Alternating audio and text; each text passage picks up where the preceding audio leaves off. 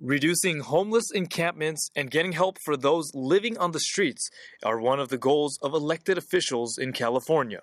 It is very rare that we can say that we've got new data on homelessness and there's some good news. That is a rare occurrence, but today, fortunately, we have some really positive news to share with everyone. I'm excited. San Jose Mayor Matt Mahan on Tuesday announced that unsheltered homelessness dropped by 10.7% and overall homelessness dropped by 4.7% in the city from 2022 to 2023.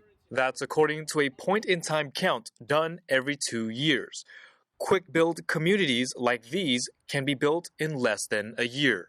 Once somebody is stabilized and has their own room with a door that locks and has that safety and privacy and stability, what we find is that we can then help them get on a plan or a program for improving their situation. So that could include drug treatment, counseling, job training, job placement, holding down a job long enough to save money to be able to go afford rent somewhere. Proposing for fast and cost-effective solutions in his June budget, the mayor wants both short-term and long-term solutions with a focus on immediate action.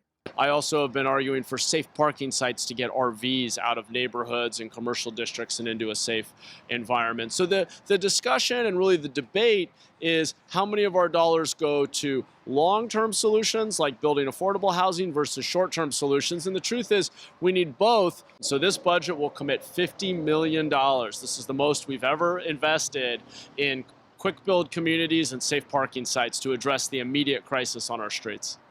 According to preliminary data, there's currently over 6,300 homeless individuals in San Jose. 4,400 of them are unsheltered, which is 500 less from last year. The Rue Ferrari community can house over 100 units, and people typically stay in there for 3 to 6 months depending on their situation. Now, we spoke to a resident who lives at a similar site, and he said his life has changed, and now he's helping people. Juan Bonales used to live in a hotel provided by Goodwill and Life Moves. He has been living in a quick-build home for 1 month now. Inside the room, we have a bed, we have a shower, we have bathroom, which is all we really need just to get ready for the next day at work or for school or for whatever it is. Bonales said after his mother passed away, he fell to the streets and battled hard drug addiction. He's been sober for 8 months after getting help from nonprofits. In order for me to be there, of course, I had to show that I wanted to change my lifestyle.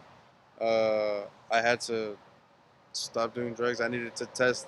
I needed to take a drug test. I needed to test negative, and I needed to constantly go to work. I have a 2-year-old son. And he's the biggest motivation I have right now. He's what I live for. But unfortunately, I haven't seen him for 8 months because his mother moved out from the last place where she was living at. She changed her number. So the only way that I can eventually see my son is by doing good, by changing the way that I used to live. With nearly 1 million residents, San Jose is the largest city in the Bay Area. The mayor and elected officials' budget plan is scheduled to be voted on in June. Data for other cities in the county are expected to be released later this year. In San Jose, California, David Lamb, NTD News.